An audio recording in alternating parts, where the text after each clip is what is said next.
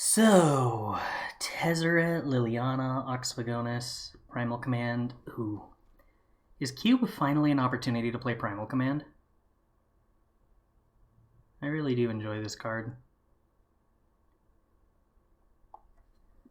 You get to put a land on top of their deck. You get to go get a creature. What's not to love?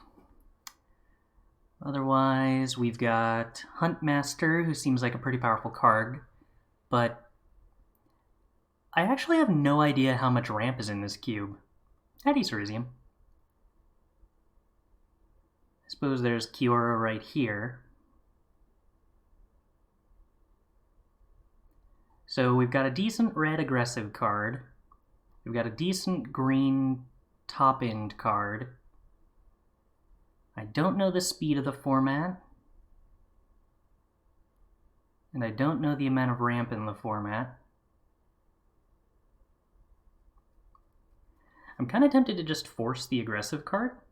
See where we can get with that.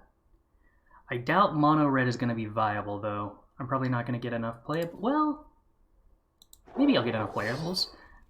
Let's just try to do a mono red thing. Why not? What's the worst that could happen? We have to play cards like Goblin Ruin Blaster? I don't know. I don't actually want to play Goblin Ruin Blaster in an aggressive deck. Do I want to play Sarkhan in an aggressive deck? I probably can't make like an aggressive burn deck that just tops out its curve at 4. You end up in Boros? It wouldn't surprise me. So far we've seen a lot of good wet aggressive creatures. I'm going to go with Sarkhan. At the very least, it's 5 mana for 2/4/4 dragons that attack. That's probably better than Ruin Blaster, I think.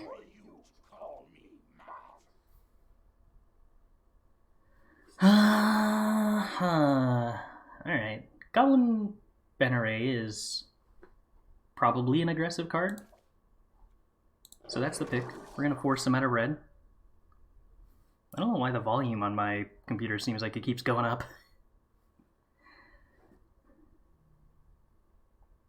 Okay, here we have Faceless Agent, which is not good at being aggressive.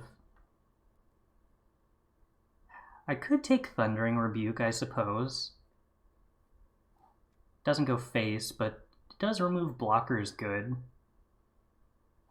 Or we could take Starnheim Unleashed, because that's just real powerful. And then try to wheel the Boros fixing that we just passed. A little dangerous. Let's keep trying to force mono red for the time being. I don't know that this is a good idea, but I do think that it perhaps is an educational one.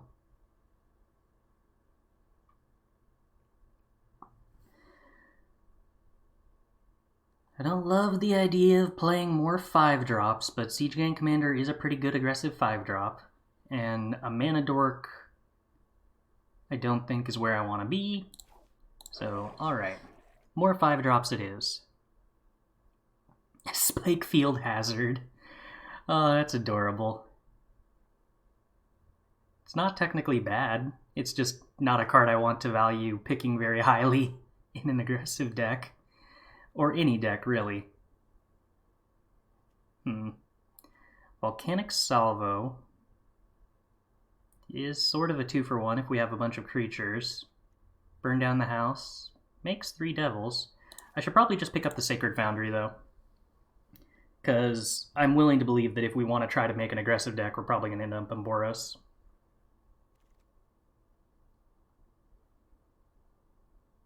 Dauntless Bodyguard is probably the best aggressive creature here.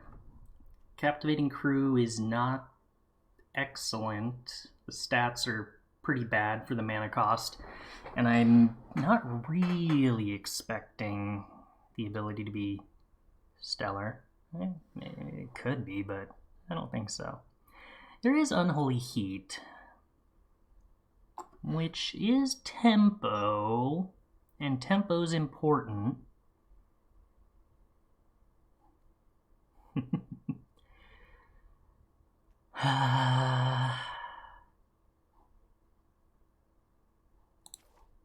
for the time being, I will value picking up white fixing, but I'm going to attempt to continue to cut mono red. Here we have no cards that are good for us. Spring to Mind is an interesting ramp spell, though. Interesting to remember that exists. Alright, Skittering Surveyor, you're not aggressive, but you do go in a mono-red deck. So we took the Earthshaker Kenra. Nothing else has actually been... Did we open an aggressive white card? I sort of forget. Either way, I guess we could go into green-red, perhaps, with Targnar. It does sort of synergize with what we're doing. Ox of Agonis doesn't seem likely to make it in, so I think it's the wrong pick. Alright, well, we got one Ruin Blaster back, I guess. It's wild to go from watching Legacy Cube to this. Yeah, it's a different story, isn't it? I'm sort of blown away that Celestis hasn't gotten picked yet. It seems like this is probably an excellent card in like every deck other than ours. But maybe it's a good card in our deck too. Okay, a very bad sign that the Boros fixing didn't wheel. Which makes me want to pick up this red-green fixing suddenly, I think.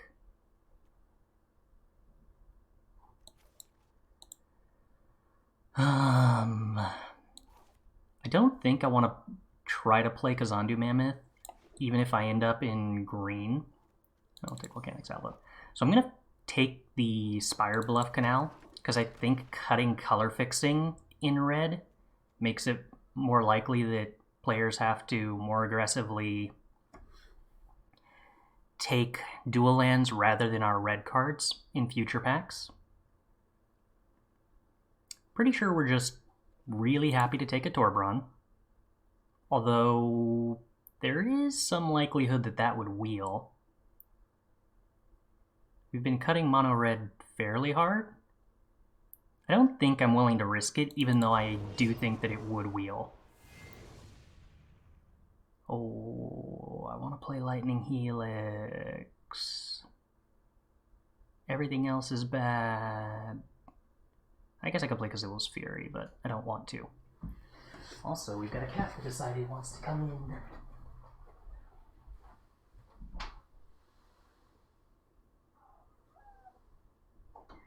You regret that you ran away when called earlier, kitty?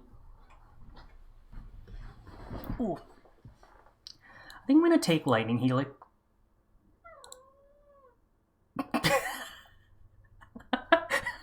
Arena! Arena! I was going to say that I'm going to take the Lightning Helix, because maybe I'll get more red-white fixing and fight somebody for it. But, I guess I'm taking Kazul's Fury. Switch layout. Oh, that's good. That was a good idea. That was legitimately a good idea. It was a very strong suggestion to switch layouts. It just still didn't work.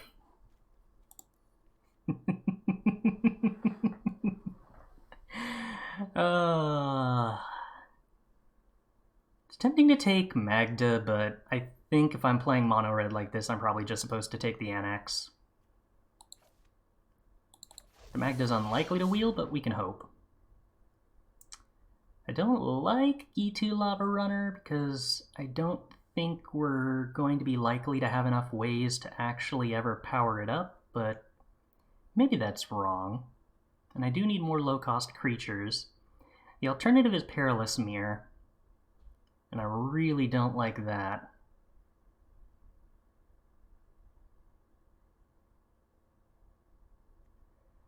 Alright, Lava Runner it is. If you don't click another card, you can get the one that disappeared if you selected it already. I suppose that means I should click first before dragging.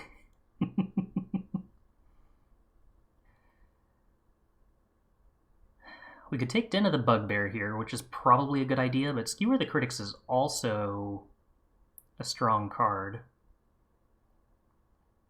works with Lava Runner. Do you become red? Alright, let's take Den of the Bugbear. I think that feels really good with Torbran, right? Not a single one of these cards is good for us, I don't think. Are any of them even splashable? I suppose Crash Through is like technically a way to turn on Lava Runner, but I really hope I don't have to play it. I think I'm pretty happy to run Clifftop Retreat when most of our lands are going to be basics if we end up in red-white. I think it's probably more likely to be untapped than Inspiring Vantage. And if I don't end up in red-white, then I'm not playing either of these anyway over a basic, so... Alright, we'll take the Clifftop Retreat. Dragon Master Outcast is not a very good aggressive card. History of Benalia is stellar, but I don't want to splash if I don't have to. I guess we can take Scorching Dragonfire, but we are definitely light on good aggressive creatures. Happy to have wheeled the Magmatic Channeler. That's starting to look actually decent. Oh, none of these cards is good. I guess I could consider running Sheltered Thicket. Wow, we wheeled the Chandra and the Magda. That's kind of surprising. Given that I'm now starting to have a lot of removal, I kind of like the idea of playing this Magda. We're going to continue the plan of cutting every red duel. I don't think Egg with Dragonfire is good enough, because other than Volcanic Salvo, I don't actually think we're likely to draw enough spells to transform the Egg. I'm not running Magma Quake, so I'm going to just keep cutting red dual lands.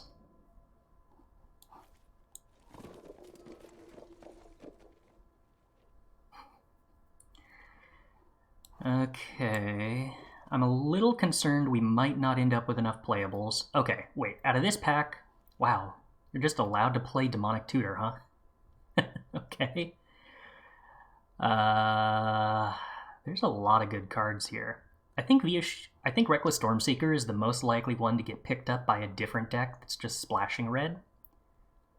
Soulscar Mage and Pyromancer are both good. I'd be happy with either one wheeling, but I think Stormseeker is the one I want to pick up the most. Lightning Strike versus Bloodbraid Marauder. I'm unlikely to ever have Delirium, I think.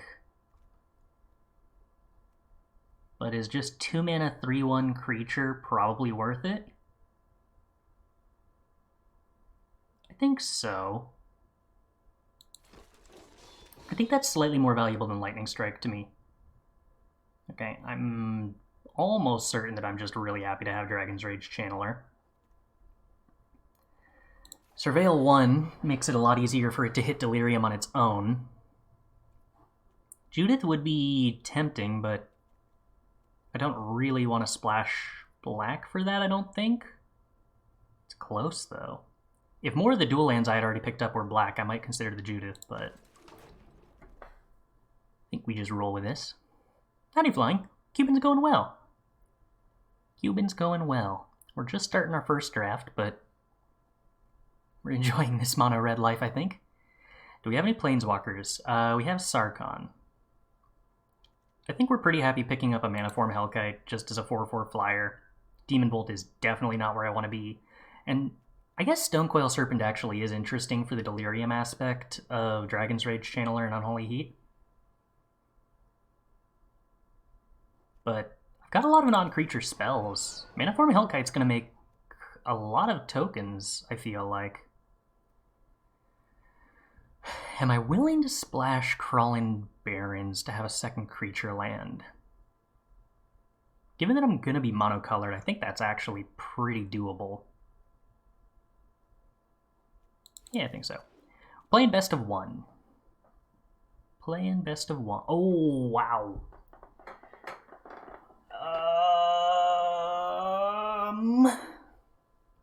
Field Barrens is only getting control.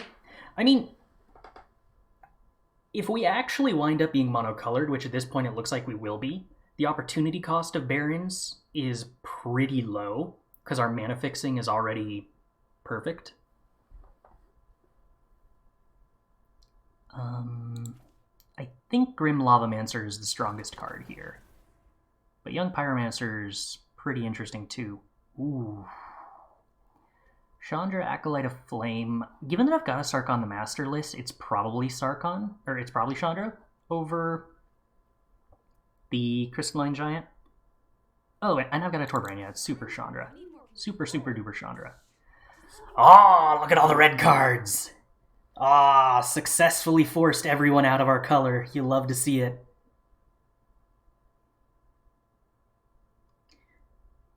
It's Mechagodzilla. It shouldn't be. I've got that disabled. I'm pretty sure I'm just super supposed to take Rampaging Ferocidon, although Devil's Play is interesting. But Rampaging Ferocidon is excellent. Alright, we didn't wheel whatever that other card was. The Pyromancer. Wow, we didn't wheel the Pyromancer? Alright, but we'll take Soulscar Mage. I don't dislike that. We take a... I don't know, which... Unlikely to matter at this point. We can put all these lands in the sideboard, except maybe the Sheltered Thicket that I could be convinced is correct to run. Howdy, party. How goes it? Well, we did end up wheeling this Judith, but I still don't think we play it. Probably cut the Celestis. Skittering Surveyor.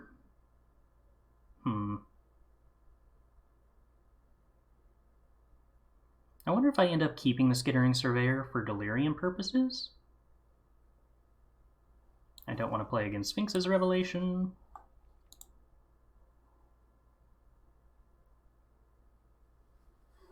We are definitely having a mono red draft, that's for sure. Alright, Kazul's Fury was a land.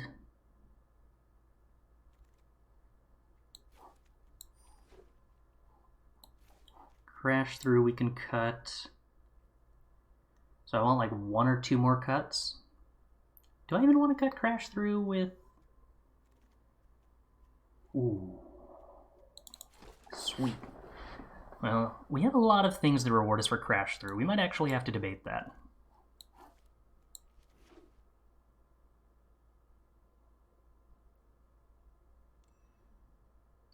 Retrieve Socks is out of stock.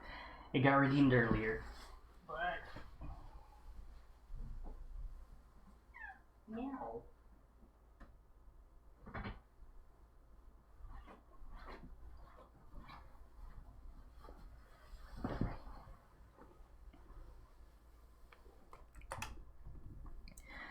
But given that he did not elect to come when summoned last time, we'll go with this here.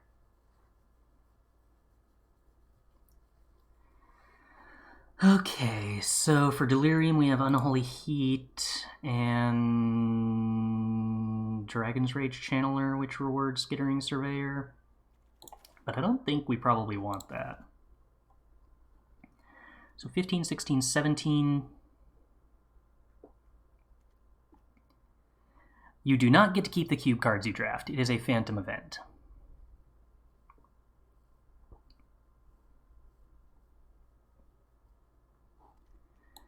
So with Kazul's Fury, we'd be running 18 lands. I don't think we want that, so if we're keeping the Kazul's Fury, I'm cutting a land.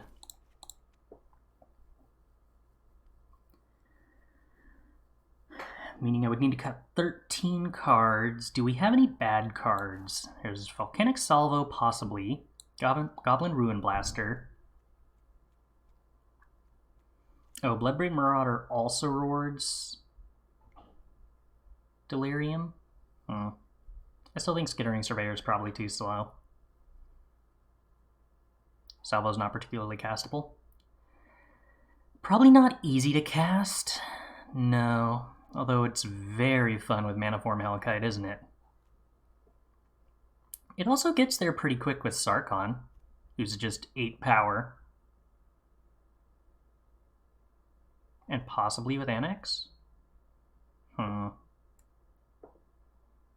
Is the Fling worth a tap land? Probably not. I'm probably going to cut the Fling. But for the time being, at least, I'm willing to consider it a land because I'm going to focus on the 3 cuts first.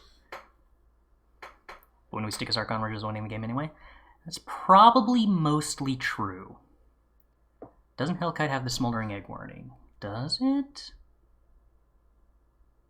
Oh, it does. Yeah, so Volcanic Salvo, not very good with Mana Form Hellkite.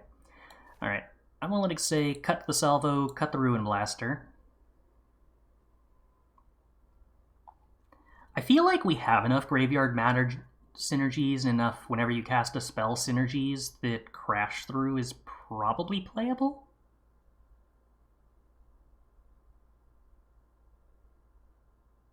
And I kind of feel like I should probably be on a 16 land deck, and I think Kazul's Fury is the cut. At that point, I would wonder, is it worth playing Sheltered Thicket just as a cycling land? We do have Delirium payoffs. We could consider cutting Ox, that's true. We have Delirium payoffs that punish us for escaping Ox, although Magmatic Channeler and Dragon's Rage Channeler both kind of enable Ox in a way. And the Delirium in the late game isn't as totally necessary. I don't know whether Unholy Heat is something that I shouldn't bother playing or not.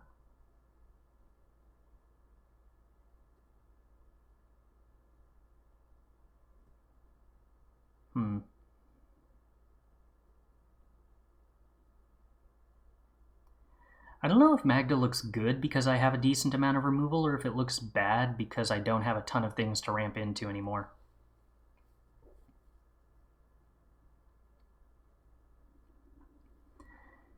How many things can it tutor?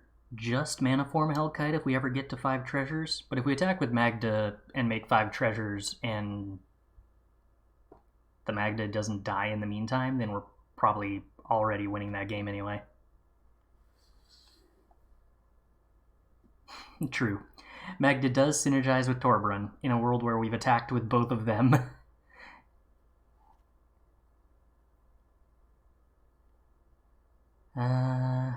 Yeah, I think I'm inclined to say yes to this.